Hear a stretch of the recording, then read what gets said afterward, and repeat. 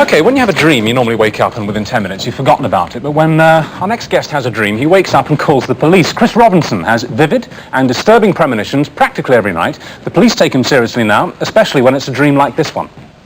I saw dogs in a graveyard, and I knew that dogs meant terrorists.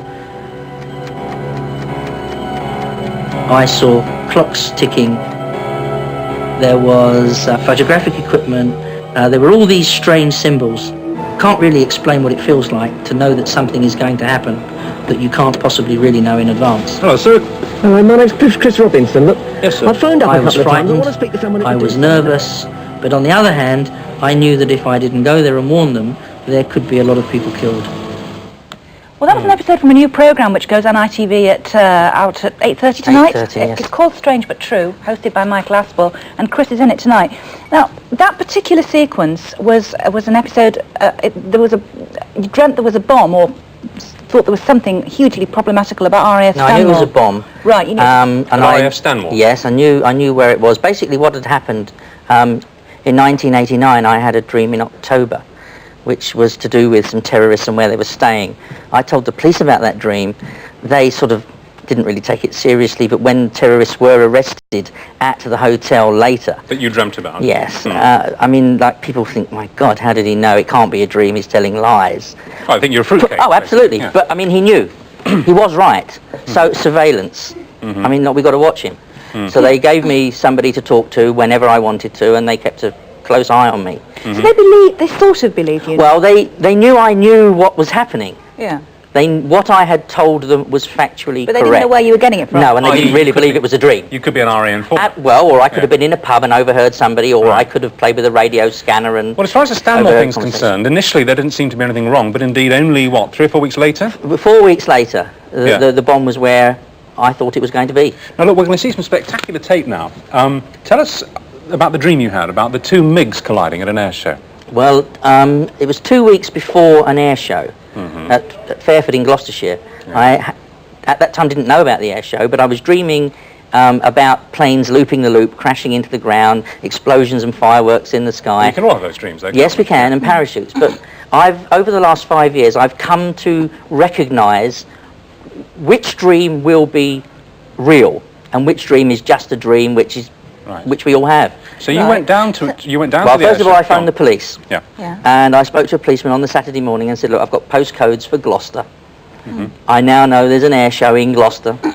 I've seen these planes loop the loop, crash. Then rang the News of the World, spoke to a journalist friend of mine, Gary Jones. And then I rang another friend of mine, Penny Thornton, who's an astrologer. And she said to me, I have been dreaming of telephoto lenses and you.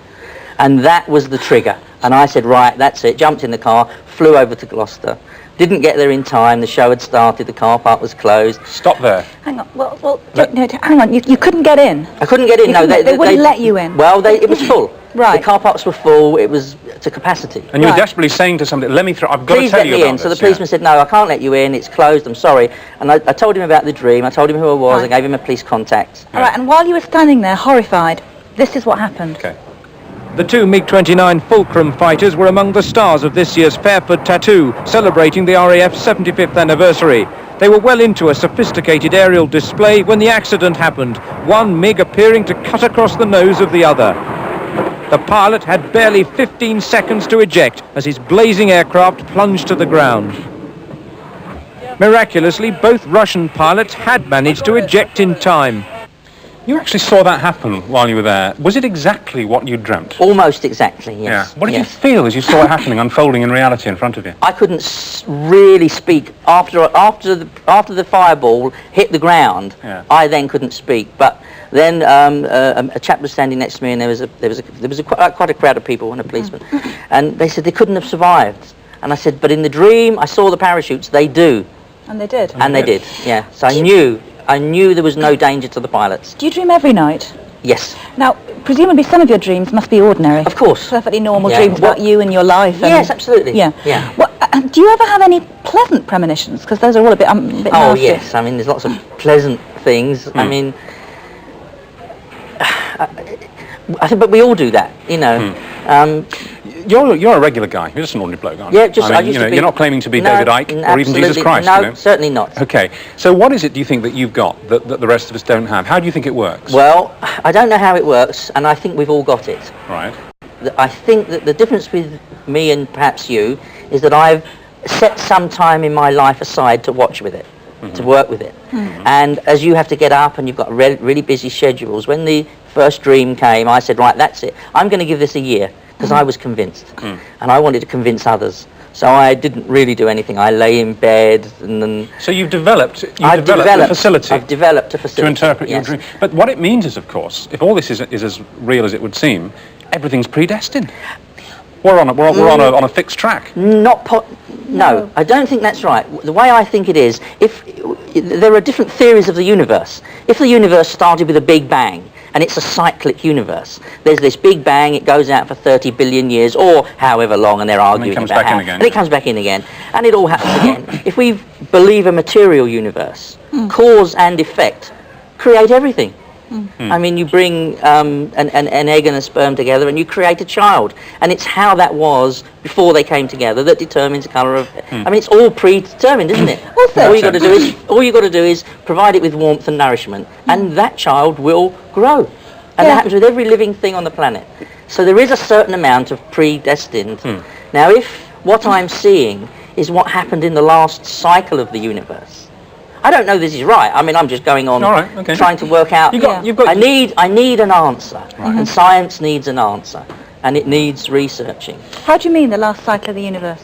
Well, if this Big Bang happened before and it all implodes like they say it will, and comes out again. It comes out again. So you're catching. You're catching the kind of flossom as it comes out from. Well, no, what you're doing, you're catching up on the grooves of a record. Yeah. So if we're on the second cycle of the universe, there was a previous cycle.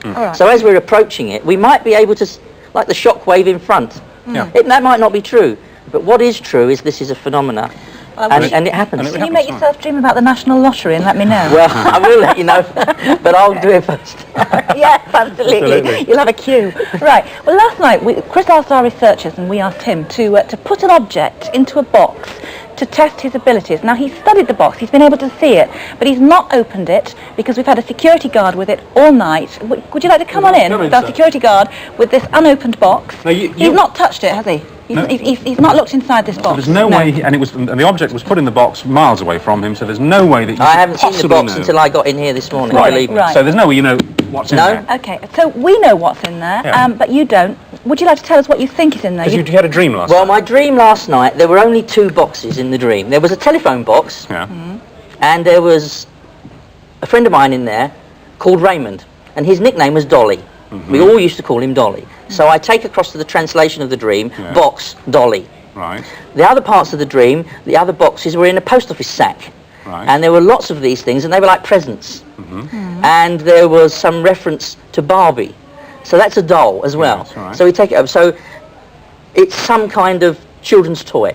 It might not necessarily be a dolly. Well, before we open the box to find out, let's just... You do not dream literally. What you dream is a series of symbols. Symbols, yeah. So you saw a box, which was a telephone box, somebody in there that you called Dolly. Yes. Right. And then I saw post office sacks with lots of boxes in, and we had to open it and tip it out. Okay. Right. Dolly. This is genuine. That security guard has been with this... Oh, actually, I don't know if we can get it. So genuine, I don't know if it's... All right. We can get it open. Yeah, there it is. Would you like to see what's in the box? That is... It's actually our producer's childhood teddy bear. What's it called, Helen? Edward. Edward. Edward. Edward. How did you... Oh, well, I'm not the best to call Edward, but anyway, it's called Edward. Okay. It's written on my notes over there. Is that So really? So you actually... It's close. You knew... Well, I mean, it could have been a credit card, it could have been a spanner, it could have been a radio microphone, it could have been anything. You think of what could have been in that box. Just to get this clear. At a fundamental level. Hang on. What you asked us to put in there was an object which had a history and meant something to the person Yes, but it could have been anything. It could have been anything. It could have been anything. A ring. In fact, yesterday it could have been a ring. Yes, it could have been your ring. It could have been your Yeah. wife's wedding ring. It really could have been anything. Well, congratulations. And the thing, let's quickly say that Helen, our producer, who's in the box now, fairly gobsmacked. Your parents used to run a post office. Is that right?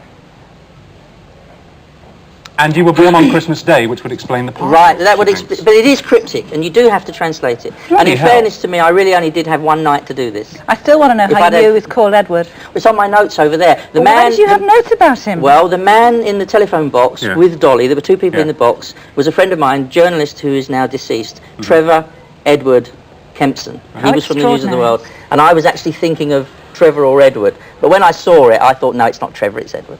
I want you to move into our spare bedroom, okay?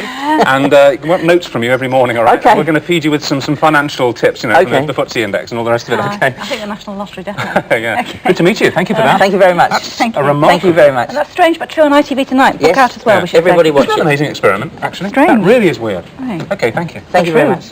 Gosh, see, we didn't believe him, so that's why we wanted to put the test in, and it worked. Just about. Anyway,